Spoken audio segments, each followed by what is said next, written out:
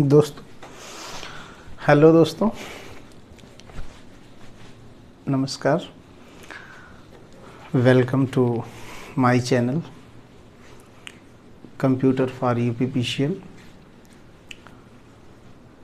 दोस्तों, इस वीडियो में हम लोग जो है वो आपके TG2 एग्ज़ाम के कंप्यूटर पार्ट के एक इम्पॉर्टेंट टॉपिक कंप्यूटर मेमोरी को कवर करेंगे।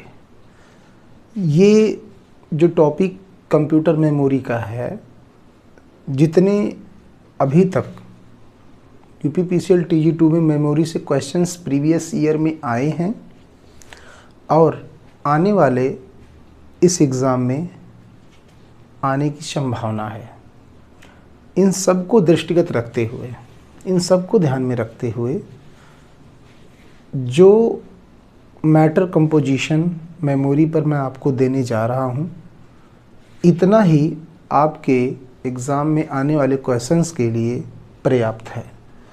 तो आप लोग जो है बिल्कुल 20 से 25 मिनट हमें आपका चाहिए और इसी 20 मिनट में हम लोग मेमोरी के पूरे कंटेंट को, एग्ज़ाम ओरिएंटेड कंटेंट को, बिल्कुल एग्ज़ाम ओरिएंटेड कंटेंट होगा आपका, और सारे कंटेंट को हम लोग जो है वो देखेंगे। चलिए, और फिर इस वीडियो के बाद मैं कुछ ऑब्जेक्टिव क्वेश्चंस भी कराने का प्रयास करूंगा यदि समय रहा तो। ठीक है, चलिए देखते हैं कंप्यूटर मेमोरी क्या होती है। बिल्कुल आपसे डेफिनेशन तो कभी पूछेगा नहीं, बट फॉर योर नॉलेज ये चीज़ आपको जानना, इस टॉपिक को पढ़ने के लिए ये चीज़ आपका जानना ज़रूरी है। ठीक है, चलिए, कंप्यूटर मेमोरी क्या है? कंप्यूटर मेमोरी वह है जिसके माध्यम से हम कंप्यूटर सिस्टम में डेटा, डेटा यानी कि चाहे डाटा कहिए चाहे कहिए डेटा, इंफॉर्मेशन यानी कि सूचना, इंफॉर्मेशन यानी कि सूचना, इंस्ट्रक्शन यानी कि निर्देश। डेटा, इंफॉर्मेशन, इंस्ट्रक्शन, सूचना, डेटा और निर्देश इत्यादि को अस्थाई अथवा अस्थाई तौर पर संग्रहित करने का कार्य करते हैं, उसे ही हम मेमोरी कहते हैं। यानी जब कंप्यूटर को कोई भी इंस्ट्रक्शन दी गई, कोई भी डेटा दिया गया, कोई भी सूचना दी गई, तो कहीं ना कहीं वो कंप्यूटर अपने अंदर धारण करेगा और जिस पार्ट में वह चीज़ को धारण करेगा वह पार्ट में मेमोरी कहा जाएगा। अब ये मेमोरी दो तरीके की होती है। एक तो कुछ डेटा कंप्यूटर अस्थायी रूप से धारण करता है और कुछ डेटा को जो है, कुछ डेटा, इंस्ट्रक्शन या इंफॉर्मेशन को कंप्यूटर अस्थायी रूप से धारण करता है। इन दोनों चीज़ों को जो है, इन दोनों चीज़ों को ध्यान में रखते हुए, इन दोनों चीज़ों के दृष्टिगत कंप्यूटर मेमोरी को दो भागों में बांटा गया है। ठीक है, पहला है प्राथमिक और दूसरा है सेकेंडरी।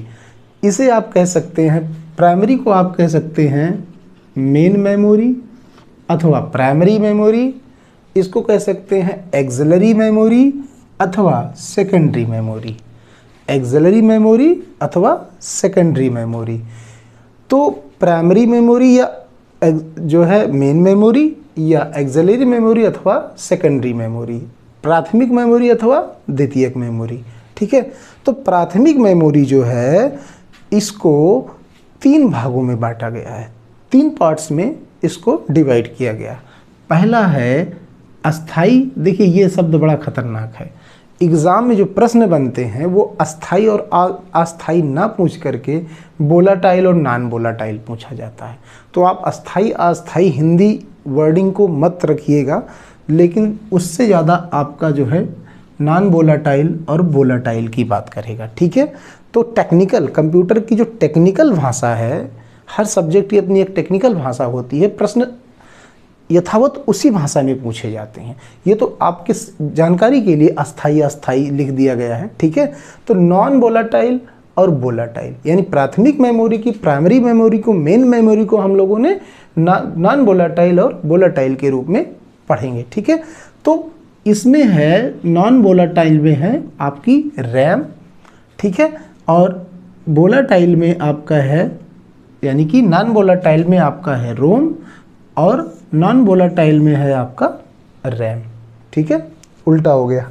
चलिए, यानी नॉन वोलाटाइल में आपका रोम और वोलाटाइल में आपका रैम। अच्छा, नॉन वोलाटाइल, वोलाटाइल, ऐसी मेमोरी कंप्यूटर की, यानी कंप्यूटर की ऐसी मेन मेमोरी जिसमें डेटा इंस्ट्रक्शन इंफॉर्मेशन को केवल पढ़ा जा सकता है, ठीक है। रोम का फुल फॉर्म क्या होगा? Read only memory. क्या होगा? रीड ओनली मेमोरी, यानी कि कंप्यूटर की ऐसी मेमोरी जिसमें डेटा, देखिए 3 शब्द याद रखिएगा, ठीक है, डेटा, इंफॉर्मेशन, इंस्ट्रक्शन। जो भी डेटा, इंफॉर्मेशन, इंस्ट्रक्शंस हैं, जो भी प्रोग्राम्स उसमें लिखे गए हैं, उनको केवल पढ़ा जा सकता है जिस मेमोरी में, उसे हम रोम कहते हैं, ठीक है। और जिस मेमोरी में इस डेटा को, यानी जो रैंडम एक्सेस मेमोरी है, इस डेटा को इसमें लिखा भी जा सकता है, पढ़ा भी जा सकता है। रैंडम एक्सेस मेमोरी, ठीक है। अस्थायी मेमोरी क्या होती है? Random access memory. इनका जो कैटेगराइजेशन है वो इस प्रकार किया गया है कि जो रोम में जो चीज़ें हैं, जो भी प्रोग्राम है, जो भी इंस्ट्रक्शन है, जो भी डेटा है, उनको हम लोग केवल पढ़ सकते हैं। बाकी रैम में जो है, और अगर कंप्यूटर आपका चालू है और उस दौरान विद्युत सप्लाई उसकी बाधित हो गई, यानी बंद हो गई, तो रोम में उपस्थित डेटा कभी डिलीट नहीं होगा, कभी ख़त्म नहीं होगा, कभी नष्ट नहीं होगा, जबकि रैम में उपस्थित डेटा क्या होगा? वो समाप्त हो जाएगा। यानी कि अंतर क्या हुआ दोनों में कि रैम में जो डेटा होगा वो लाइट, विद्युत सप्लाई इंटरप्ट होने पर समाप्त हो जाएगा, जबकि रोम में जो डेटा होगा वह समाप्त नहीं होगा, ठीक है। अब बात करते हैं कि जो रोम होता है वो रोम और कैश, इनके अलावा जो प्राथमिक मेमोरी होती है, रोम और रैम के अलावा जो प्राथमिक मेमोरी होती है उसे हम कैश मेमोरी बोलते हैं, ठीक है। कैश मेमोरी को हम लोग डिस्कस करते हैं कि कैश मेमोरी क्या होती है। रोम को पता चल गया आपका, रोम क्या है और रैम क्या है, और फिर कैश मेमोरी क्या है, इस बारे में हम लोग डिस्कस करते हैं, ठीक है। तो कैश मेमोरी वह मेमोरी है जो सीपीयू और रैम के बीच में, जो सीपीयू और रैम के बीच में बफर मेमोरी का कार्य करती है। यानी कैश मेमोरी ऐसी मेमोरी है जो इन सारी मेमोरीज में सबसे फास्ट होती है, यानी cache memory is the fastest memory. इसको हिंदी में द्रुतगामी स्मृति कहते हैं। बड़ा कठिन वर्ड है, तो द्रुतगामी इस्तेमाल न करके ये क्या होगी? फास्ट होगी। और इसकी जो मेमोरी जितनी फास्ट होगी उसका जो डेटा संग्रहण क्षमता होगी, यानी डेटा को रखने की जो क्षमता होगी वो उतनी कम होगी, ठीक है। तो रैम क्या, तो कैश मेमोरी क्या है कि ये जब देखो कैश क्या है पहले इसको समझो। जब कंप्यूटर हमारा प्रोसेस कर रहा होता है, यानी कंप्यूटर हमें कोई कार्य हो रहा होता है, उसमें प्रोसेसिंग चल रही होती है, तो जो ये कैश मेमोरी है वो जो है आने वाले जितने भी डेटा जो है वो मेन मेमोरी से जो भी डेटा यहाँ पे है सीपीयू में, जो भी डेटा आपके है, और वो डेटा जब कंप्यूटर प्रोसेस करेगा तो वो कहाँ पे आएगा? करंटली जब भी कोई भी काम कंप्यूटर में करते हैं, कोई भी प्रोसेसिंग करते हैं, कोई भी वर्क करते हैं, तो जो करंटली जब हम वर्क कर रहे होते हैं तो जो डेटा हमारा जो है, जो जिस डेटा का, जिस सूचना का हम यूज़ करते हैं वो डेटा करंटली रैम में होता है। तो इसका ये काम है। अब चूंकि रैम जो है वो इससे कम फास्ट है, कैश से। तो कैश मेमोरी का क्या काम है कि इस सीपीयू से जो डेटा है उसको अस्थायी तौर पे, मतलब हमेशा के लिए रैम में नहीं ला के रखती, उसको अस्थायी यानी प्रोसेसिंग के दौरान उपयोग में जो डेटा आएगा, प्रोसेस के दौरान जितना डेटा उपयोग में है कंप्यूटर के, उस डेटा को अस्थायी तौर पर ला करके वो रैम में लोड करता है बार बार। यही काम है कैश मेमोरी का, ठीक है। इसीलिए इसको बफर मेमोरी कहा जाता है। बफर मतलब जो किन्हीं दो चीज़ों के बीच में कार्य करे। तो रैम और सीपीयू के जो है बीच में कौन कार्य कर रहा है? कैश मेमोरी कार्य कर रही है, ठीक है।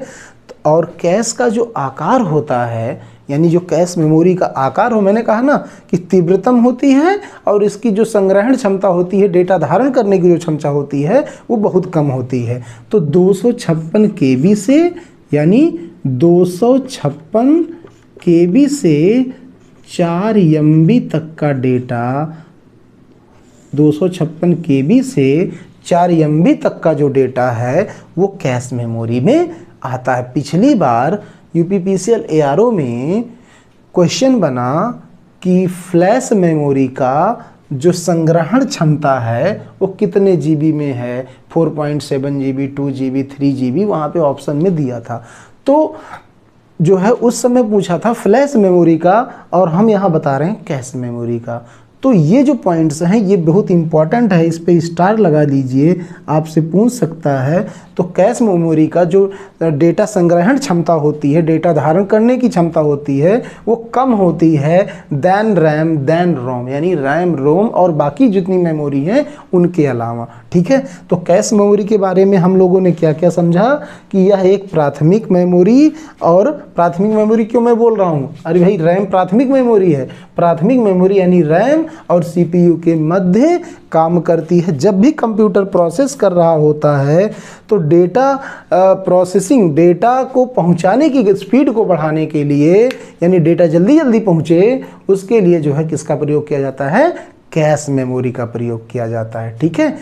अस्थायी रूप से जो आपका डेटा है, जो आपका डेटा अस्थायी रूप से है, जो आप वर्क करने के बाद डेटा सेव करते हो, वो सब सेकेंडरी मेमोरी में आता है। अभी हम इस चीज़ को देखेंगे, ठीक है। तो अब ये हो गया आपका कैश मेमोरी के बारे में। अब आप देख लीजिए रोम के बारे में। तो रोम के बारे में हमने आपको क्या बताया? रोम क्या है? रोम एक नॉन वोलाटाइल मेमोरी है, यानी विद्युत के सप्लाई बाधित होने पर इसमें उपस्थित डेटा, इंफॉर्मेशन, सूचना जो भी है वो नष्ट नहीं होता है, और इस मेमोरी पे उपस्थित प्रोग्राम को केवल पढ़ा जा सकता है, इस पे लिखा नहीं जा सकता है। ओनली रोम की बात मैं कर रहा हूँ, ठीक है। और होता क्या है कि जब भी पावर सप्लाई बंद होगी तो इसका डेटा नष्ट नहीं होगा। अब रोम जो है वो मुख्यतः 3 प्रकार के होते हैं। पहला है प्रोम, दूसरा है ई प्रोम, तीसरा है ई प्रोम, ठीक है। तो रोम का फुल फॉर्म आपको मालूम है, रीड ओनली मेमोरी, बस यहाँ पे पी वर्ड लग गया है, और पी वर्ड का मतलब होता है प्रोग्रामेबल, प्रोग्रामेबल,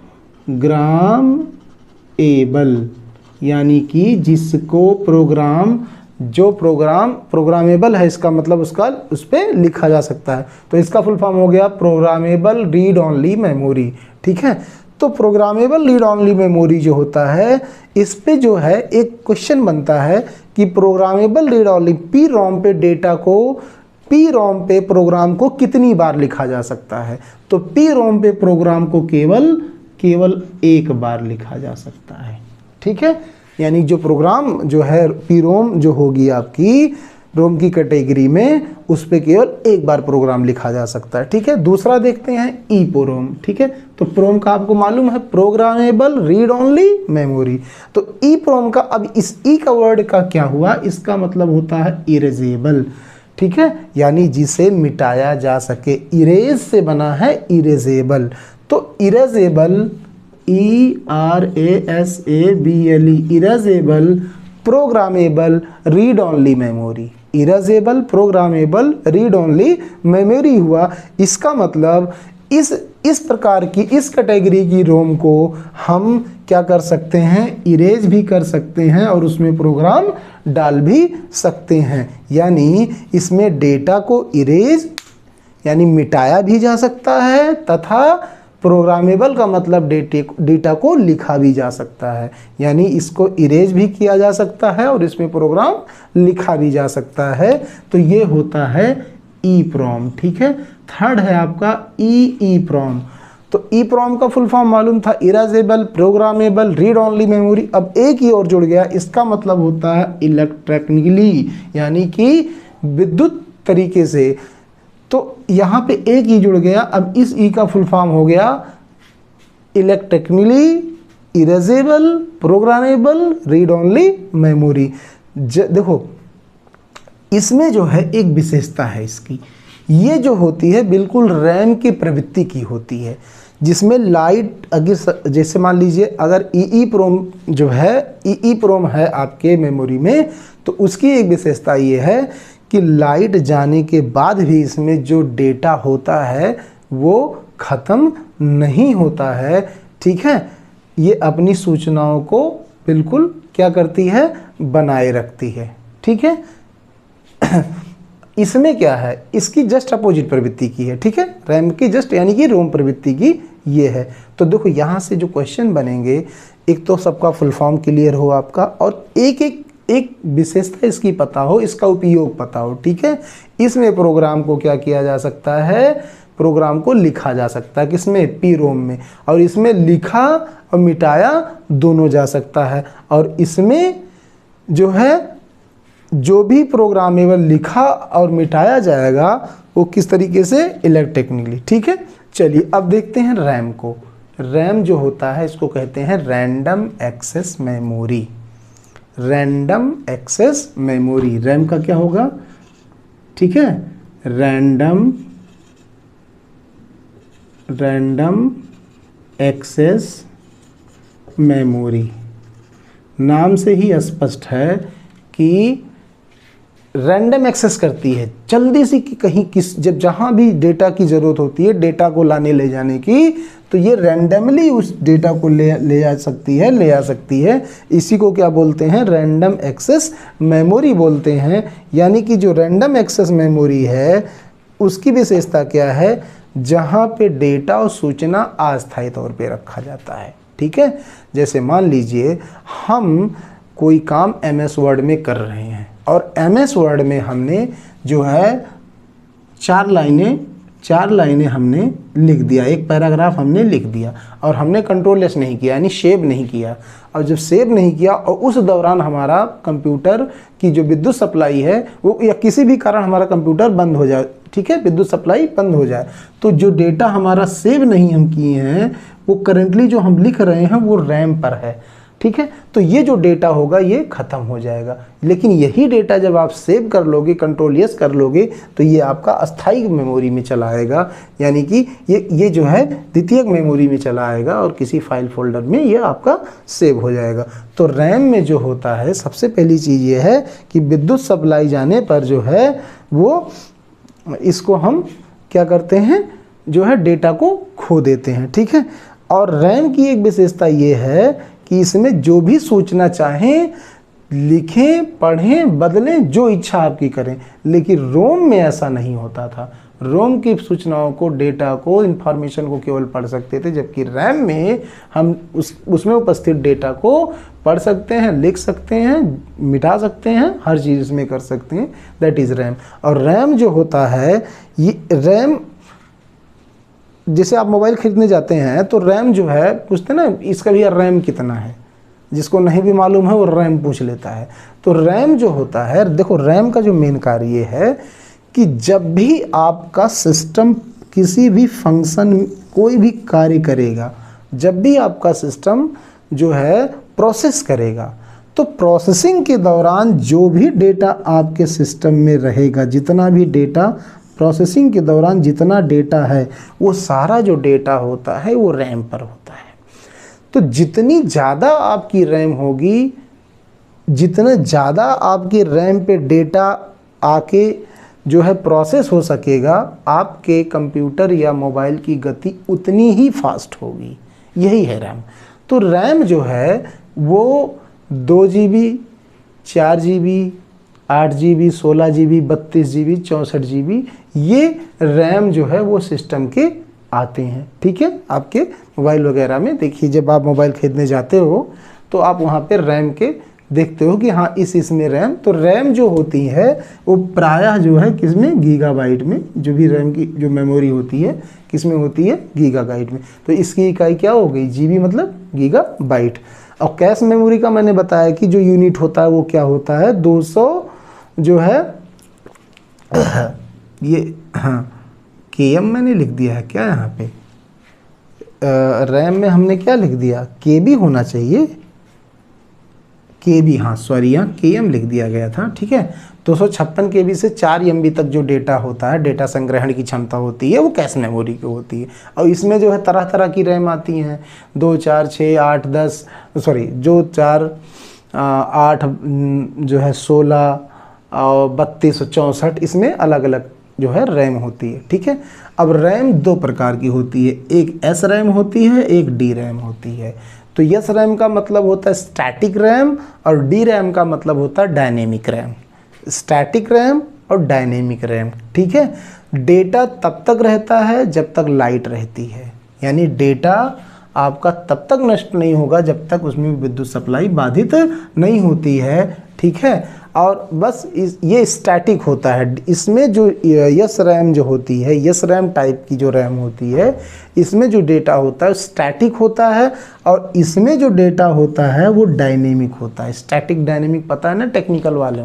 ठीक है, तो इसमें बार बार डेटा रिफ्रेश होता रहता है, बस एक विशेषता इसकी ये। ठीक है, तो प्राइमरी मेमोरी में हम लोगों ने ये जाना। अच्छा, इस समय अगर आपसे पूछ ले कि रैम की जो मिनिमम साइज़ है, मिनिमम साइज़ जो रैम यूज़ हो रही है, वैसे अब तो इसका यूज़ नहीं हो रहा है, तो ये 1 GB है, और मैक्सिमम जो है 256 GB तक की रैम।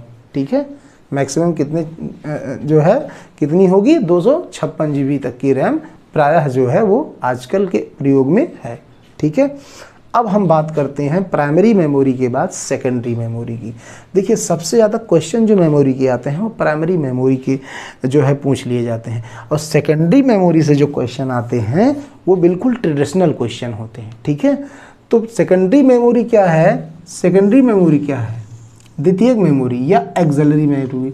ठीक है, जब भी कोई कंप्यूटर कार्य कर रहा होता है, यानी प्रोसेसिंग कर रहा होता है, उस दौरान प्रोसेसिंग के दौरान जो डेटा होता है, प्रोसेसिंग के दौरान उस कंप्यूटर को जो इंस्ट्रक्शन, जो डेटा, जो इन्फॉर्मेशन मिलेगी, जो भी डेटा होगा, वो प्राथमिक मेमोरी के थ्रू काम करेगा।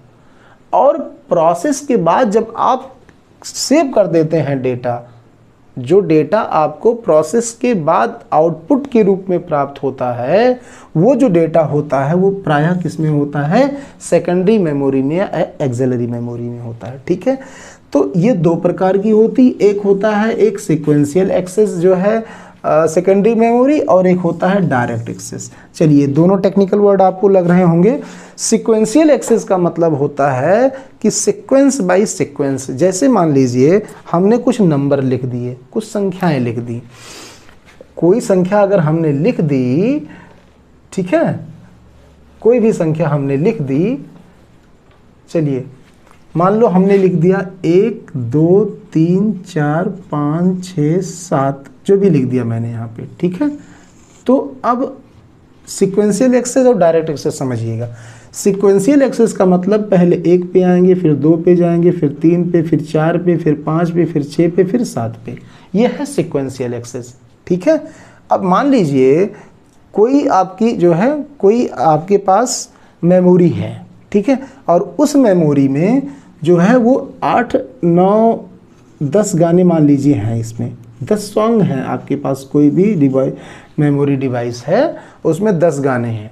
अब उन 10 गानों में से आपको 5वें नंबर का भोजपुरी पसंद है, ठीक है, और 6ठे नंबर पे जो है वो अंग्रेजी गाना है, और 3रे नंबर पे जो है वो जो है देशभक्ति गाना है। तो जितने भोजपुरी वाले हैं उनको ये गाना अगर नहीं पसंद है तो ये यहाँ पे क्यों टाइम बर्बाद करेंगे, वो सोचेंगे कि डायरेक्ट हमें कौन से नंबर का गाना मिल जाए, छठे नंबर का मिल जाए। तो छठे नंबर पे जाना है तो अगर आप 1 2 3 4 5 सबसे होके जाएंगे तो आपको जो है इसी को सिक्वेंशियल एक्सेस कहते हैं।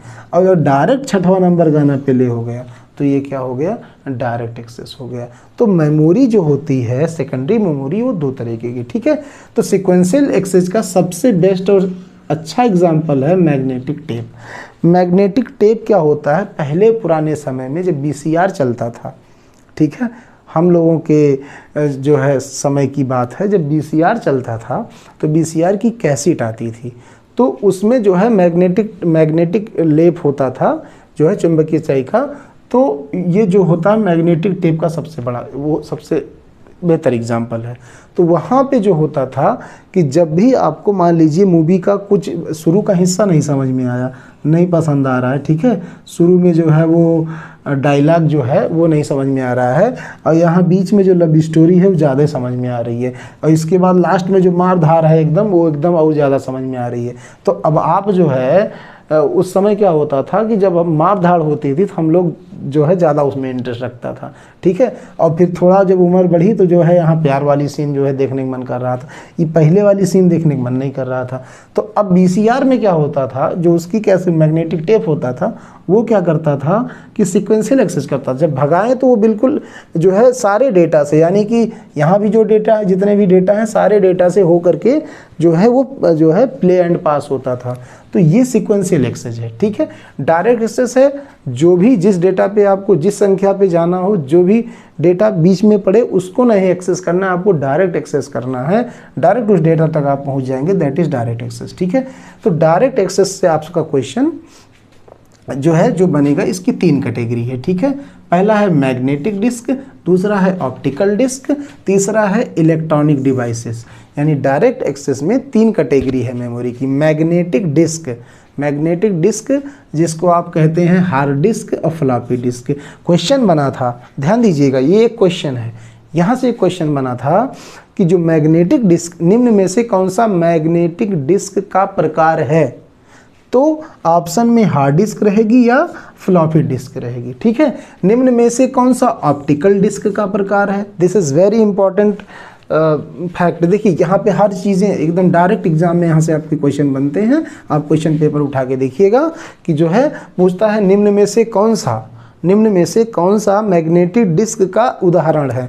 तो इसमें हार्ड डिस्क, फ्लॉपी डिस्क, ठीक है, ये दोनों मेन हैं। इसके बाद अगर पूछ लिया निम्न में से कौन सा ऑप्टिकल डिस्क का एग्जाम्पल है, तो ऑप्टिकल डिस्क में क्या क्या आते हैं। एक तो आता है CD-ROM, दूसरा है CDR, तीसरा है CD-RAW और चौथा है DVD और पांचवा है BRD और छठा है HDV, ठीक है। तो ऑप्टिकल डिस्क में कौन कौन से डिवाइसेस आते हैं, कौन कौन सी जो है मेमोरी यूनिट होती हैं, और जो है अब मैग्नेटिक में कौन आते हैं और इलेक्ट्रॉनिक में कौन आते हैं।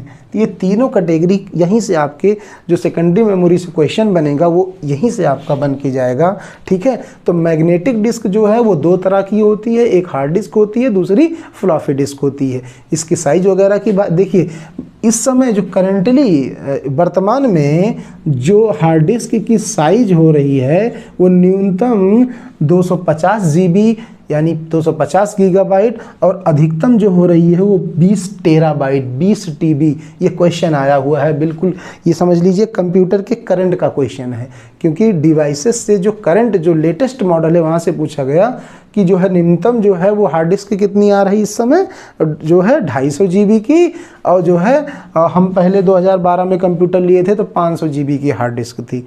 तो 500 GB में क्या कितना डेटा आज के टाइम में जो है वो सीधा जो है 500 GB, तो अब बिल्कुल अब कौन यूज़ करता है 500 GB, ठीक है। तो 250 GB से 20 टेराबाइट, याद रखिएगा। इसकी टेबल मैं आपको बताऊंगा, KB, MB, GB, gigabyte, petabyte, exabyte, वो आगे चल के अभी आप देखेंगे। हो सकता है अगर ये वीडियो लंबी हो जाए तो मैं दूसरे पार्ट में उसको दे दूं, ठीक है। तो ये हो गया आपका हार्ड डिस्क।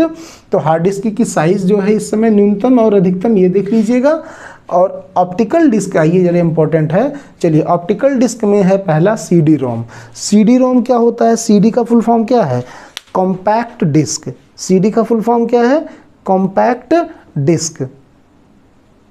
तो सीडी का जो फुल फॉर्म है वो कॉम्पैक्ट डिस्क है। तो इसका फुल फॉर्म क्या हो गया? सीडी रोम का फुल फॉर्म पूछ लिया, क्या है? Compact disc read only memory.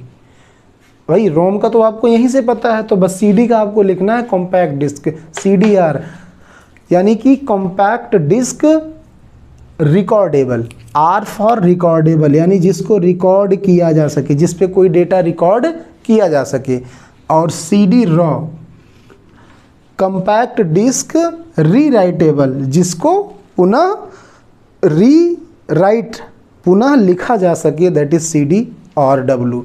DVD, digital versatile disc. DVD, CD आई पहले, फिर डीवीडी आई, तो डिजिटल वर्सटाइल डिस्क, डीवीडी का फुल फॉर्म, ठीक है। और बीआरडी इंपॉर्टेंट है, क्वेश्चन बनता है इससे, ब्लू रेज डिस्क। अगर यहाँ ना दिख रहा हो तो मैं यहाँ लिख दे रहा हूँ, बीआरडी का होता है ब्लू, BLU रेज डिस्क,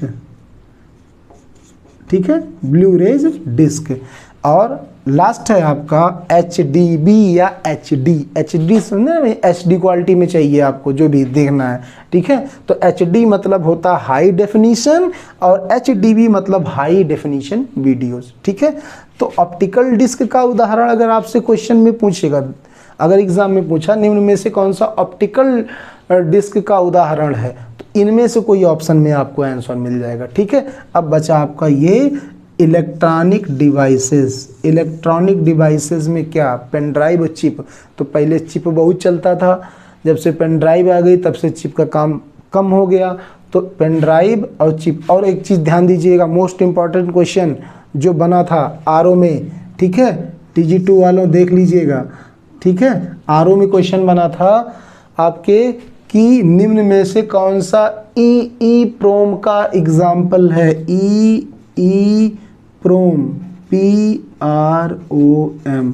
तो एक चीज़ याद रखना, स्टार लगा लीजिए यहाँ पे, कि वहाँ पे था आपका रोम था, ठीक है, रैम था और हार्ड डिस्क था और पेन ड्राइव था। तो जो पेन ड्राइव है ये EEPROM का एग्जाम्पल है।